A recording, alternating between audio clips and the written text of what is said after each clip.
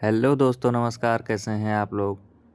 तो प्रश्नोत्तरी श्रृंखलाएं चल रही थी जिसमें हम लोग इसके पहले काफ़ी प्रश्नों की श्रृंखला कर चुके हैं। तो आज हम लोग आगे चलेंगे, देखते हैं। आज हम लोग 47 नंबर का श्रृंखला होगा आज। तो चलिए इसमें शुरुआत करते हैं, प्रश्नों की तरफ बढ़ते हैं। टॉप लेवल के प्रश्न रखे गए हैं, तो चलिए शुरुआत करते हैं। पहला प्रश्न कह रहा है, खसरे के संबंध में शिक्षा के लिए टीकाकरण कवरेज कम से कम होना चाहिए, बताइए।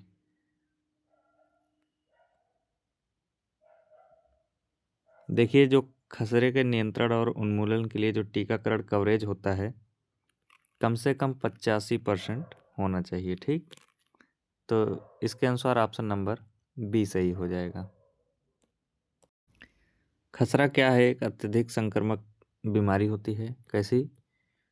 संक्रामक वायरल बीमारी होती है जो गंभीर जटिलताओं का कारण बन सकती है, जिससे क्या होता है, निमोनिया तथा मृत्यु भी इसमें सम्मिलित कर सकते हैं आप लोग। खसरे का वायरस जो है खांसने और छींकने से, सांस की बूंदों के माध्यम से फैलता है। इतना याद रखिएगा आप लोग। चलिए अगले प्रश्न की तरफ चलते हैं। कुछ करंट अफेयर्स से संबंधित चीज़ें आप लोग जान लीजिए खसरा से संबंध में। देखिए, भारत ने खसरा को क्या 2023 तक क्या करने का लक्ष्य निर्धारित किया था? समाप्त करने का। भारत ने खसरा को वर्ष 2023 तक समाप्त करने का लक्ष्य निर्धारित किया था, जो विभिन्न कारणों से वर्ष 2020 की पूर्व निर्धारित समय सीमा के लक्ष्य को प्राप्त नहीं कर सका। वर्ष 2019 में भारत ने वर्ष 2023 तक खसरा और रूबेला उन्मूलन का लक्ष्य निर्धारित किया। ठीक, यह अनुमान लगाते हुए कि अगर निर्धारित हम 2023 तक कर रहे हैं तो 2020 तक सफलता मिल जाएगी, लेकिन ये ऐसा नहीं हो पाया। खसरा जो आप लोग जानते हैं विषाणु जनित रोग है, वैश्विक स्तर पर छोटे बच्चों की मृत्यु का मुख्य कारण भी है। थोड़ा सा हम रूबेला की चर्चा कर लेते हैं। रूबेला, यहाँ से 2-3 प्रश्न इससे बन सकते हैं। जिसे पूछ सकता है इसे और क्या कहा जाता है, तो जर्मन मीजल्स कहा जाता है। German measles. रूबेला एक संक्रामक, आमतौर पर हल्का वायरस संक्रमण है जो अक्सर बच्चों और युवाओं में होता है। ठीक, देखिए, गर्भवती महिलाओं में रूबेला संक्रमण जो है मृत्यु या जन्मजात दोषों का कारण बन सकता है, जिसे जन्मजात रूबेला सिंड्रोम CRS बोलते हैं। ठीक, कहा जाता है, CRS कहा जाता है। चलिए अब चलते हैं अगले प्रश्न की तरफ। अगला प्रश्न कह रहा है, कंठमाला में अधिकतम संक्रामकता की अवधि है, बताइए। उस्मायन अवधि, या सूजन की शुरुआत सूजन दिखाई देने के बाद, या प्रोड्रेमल अवधि, बताइए इसमें क्या होगा। प्रश्न संख्या 2 में हो जाएगा ऑप्शन नंबर ए। आइए हम लोग जानते हैं कंठमाला होता क्या है।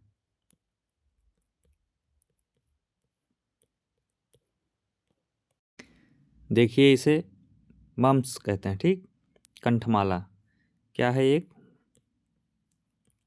वायरस से होने वाला संक्रामक रोग है। कैसा रोग है? संक्रामक रोग है। इसके लक्षण में जैसे कि गर्दन में अकड़न, सिर दर्द, बुखार, ये सब क्या होते हैं? इसके लक्षण हैं।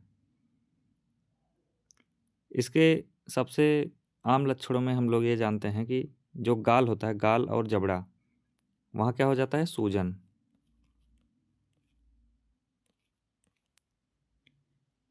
या सूजन कान के पास भी हो सकता है और जबड़े के पीछे भी लार ग्रंथियाँ होती हैं, वहाँ पे होती है। ठीक, कहाँ पे? लार ग्रंथियाँ जो होती हैं, लार ग्रंथियाँ तो यहीं पे होती है। ठीक,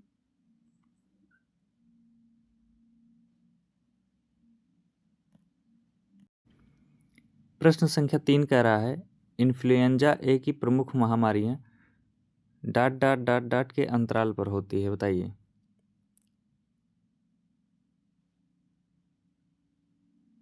तो इसमें राइट आंसर हो जाएगा डी, लगभग 20 से 25 वर्ष। अगला प्रश्न है डिप्थीरिया के संक्रमण का सबसे आम स्रोत, बताइए। Case, subclinical case, carrier, all of the above, बताइए। प्रश्न संख्या 4 में क्या हो जाएगा?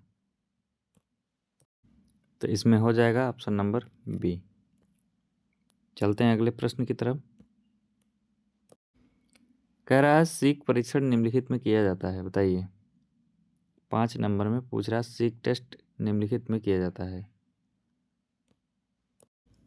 तो इसमें क्या हो जाएगा? सीक परीक्षण निम्नलिखित में किया जाता है, बताइए।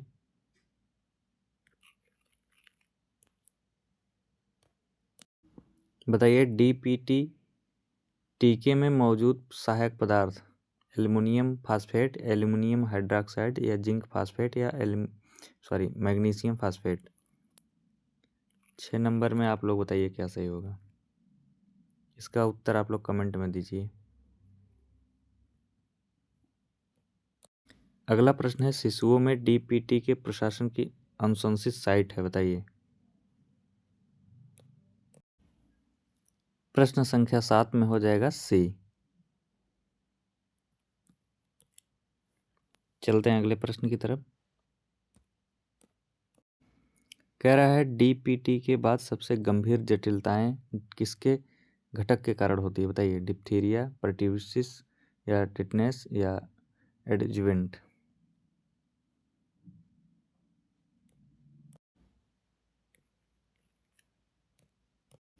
अगला प्रश्न है मध्य पूर्व के तीर्थयात्रियों को आमतौर पर कौन सा टीका दिया जाता है? प्रश्न संख्या 9 में बताइए आप लोग।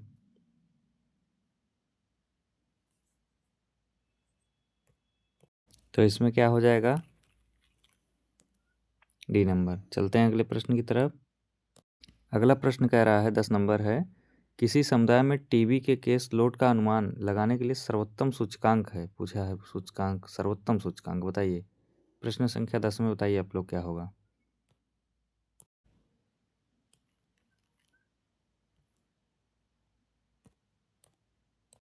अगला प्रश्न है किसी समुदाय में टीबी संक्रमण की व्यापकता का अनुमान किस प्रकार लगाया जाता है, बताइए। इसमें हो जाएगा ए नंबर, ट्यूबरकुलिन परीक्षण। देखिए आज थोड़ा सा टीबी के बारे में जानते हैं। देखिए टीबी जो होता है माइकोबैक्टीरियम ट्यूबरकुलोसिस नामक जीवाणु होता है। कौन सा? माइकोबैक्टीरियम ट्यूबरकुलोसिस नामक जीवाणु होता है, ठीक। ये पॉइंट याद रखिएगा। टीबी से संक्रमित व्यक्ति जो है छोटी छोटी बूंदें छोड़ता है, ड्रॉप, ठीक, जो हवा के जरिए फैलती है। टीबी से संक्रमित व्यक्ति जो है बोलने से, गाने से, हंसने से, खांसने से, छींकने से, तो इन सब चीज़ों से ड्रॉप के ऐसे से बूंदें जो है छोड़ता है, जिससे एक अगला व्यक्ति संक्रमित हो जाता है।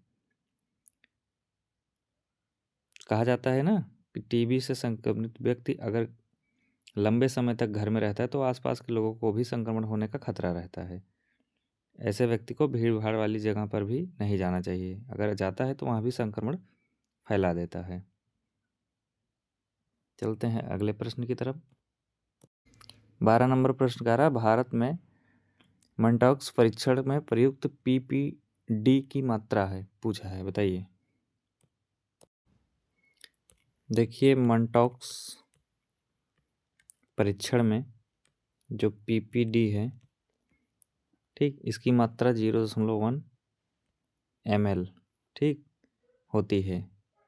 इसे हम अगर टीयू में कन्वर्ट करें, जिसको ट्यूबरकुलिन यूनिट बोलते हैं, टीयू को ट्यूबरकुलिन यूनिट बोलते हैं, तो अगर इसमें कन्वर्ट करेंगे तो लगभग 5 के बराबर आएगा।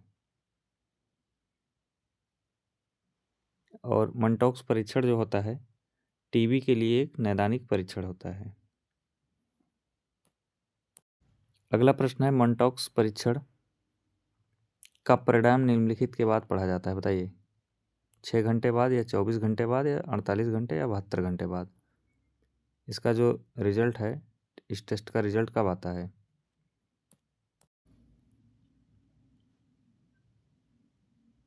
देखिए, मंटॉक्स परीक्षण को टीएसटी भी बोलते हैं, ट्यूबरकुलिन स्किन टेस्ट, ठीक। तो यह इसका जो रीड किया जाता है टेस्ट, लगभग 48 घंटे बाद ही किया जाता है, ठीक, 48 घंटे बाद। तो सी ऑप्शन करेक्ट हो जाएगा। चलिए अगले प्रश्न की तरफ चलते हैं। प्रश्न कह रहा है, वर्तमान समय में बीसीजी वैक्सीन की आपूर्ति की जाती है, बताइए। 14 नंबर में क्या हो जाएगा? बी हो जाएगा, ठीक। अगला प्रश्न है, बीसीजी वैक्सीन को पुनर्गठित करने के लिए इस्तेमाल किया जाने वाला तनुकारक।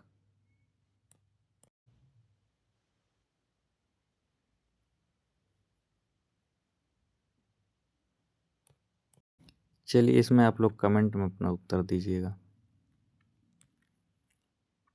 15 नंबर में आप लोग बताइएगा क्या होगा।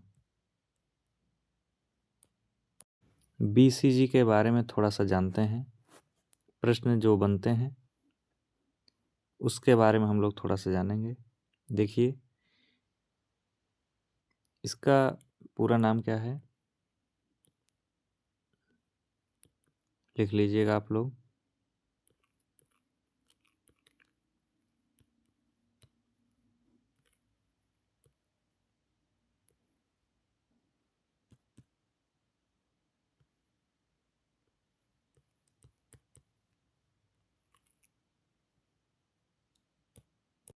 ठीक, बैसिलस कैलमेट गुएरिन।